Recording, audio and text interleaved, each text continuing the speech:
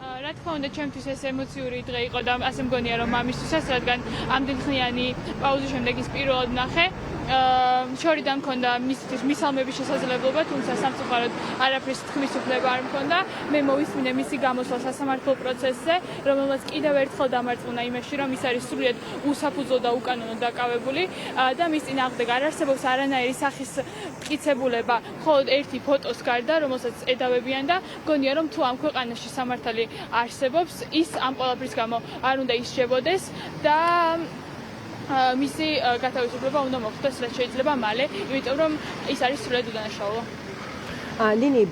ახსენე პატას სიტყვა, რაზე გაამახვილა მან ყურადღება თუ შეგიძლია ერთ-ერთი პირველი შესაძლებლობაა მისთვის, როგორც ცნობილია, რა შეგიძლია უთხრა ამასთან დაკავშირებით ჩვენს მაყურებელს, ასევე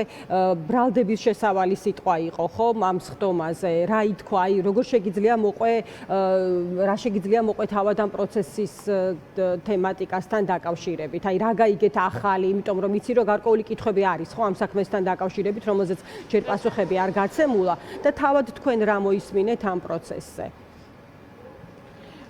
ჩემთვის როგორც შვილისთვის განსაკუთრებით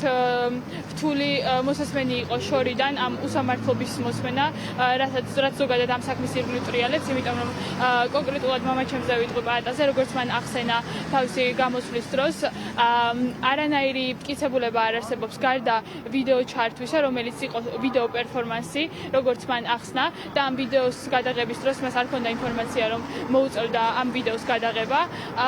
თუმცა ამ ვიდეოს გარდა მისი საქმის ირგვლივ არანაირი მტკიცებულება არ არსებობს და მგონია, რომ ამის გამო ადამიანს 6-დან 9 წლამდე თავისუფლების აღკვეთას არ უნდა ედავებოდნენ, მით უმეტეს იმ ფონზე, რომ ამის გარდა საქმეში არანაირი სახის მასალა არ დევს. ანუ ეს არის ის მთავარი საკითხი, რაზეც מחვილდება ნინი ყურადღება, როდესაც ადვოკატები ამბობენ, იგივე პატას მამა თქვენის ადვოკატიც ამბობს, რომ სრულიად შეუსაბამოა მტკიცებულებები ბრალდებასთან. ანუ რასაც საზოგადოებას უყვება ძიება, ამას მტკიცებულებები სასამართლოში მიტანილი ბრალდების მიერ არ შეესაბამება. დიახ, იმიტომ რომ როგორც იცით, მამაჩემი არის პაატა მაჯგალაძე პოლიტიკოსი და ის აკეთებდა პოლიტიკურ განცხადებებს, ხშირად იყო სხვადასხვა ეთერების სტუმარი, ჟურნალისტებს ეწერებოდა და მას არანაირი სახის განცხადება არ ჰქონდა გაკეთებული რამე სახის, არამე არამშვიდობიანი სახის პროტესტში მონაწილეობის თაობაზე და მით უმეტეს მისი ორგანიზების შესახებ. ნინი, ბოლო კითხვას დაგისვამ, თუ შეგიძლია რო გითხრა, აი რა სელით თქვენ თავად ამ პროცესიდან არსებული სურათი გასაგებია, რომ არც თუ ისე მარტივია, თუმცა რეალურად სასამართლოს შეუძლია, რომ თქვათ, აი ყველა განსასჯელთან დაკავშირებით, თქვათ, გარკვეულწილად ინდივიდუალურად იმსჯელოს, ხო? აი ვისთან დაკავშირებით რა მტკიცებულების შეგროვება შეძლო ბრალდებამ. რა მოლოდინი უნდა გქონდეთ, როგორ ფიქრობთ, აი თუნდაც დღევანდელი პროცესის გათვალისწინებით და იმ მტკიცებულებების და იმ არგუმენტაციის, რომელიც ჰქონდა დღეს ბრალდებას მის შესავალ სიტყვაში.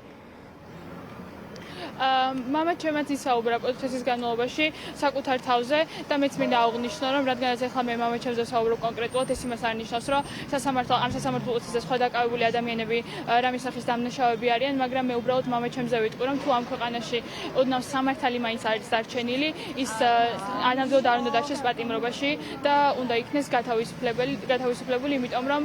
ის ნამდვილად არ იმსახურებს ახლა პატიმრობაში ყოფნას. დიდი მადლობა, ნინი.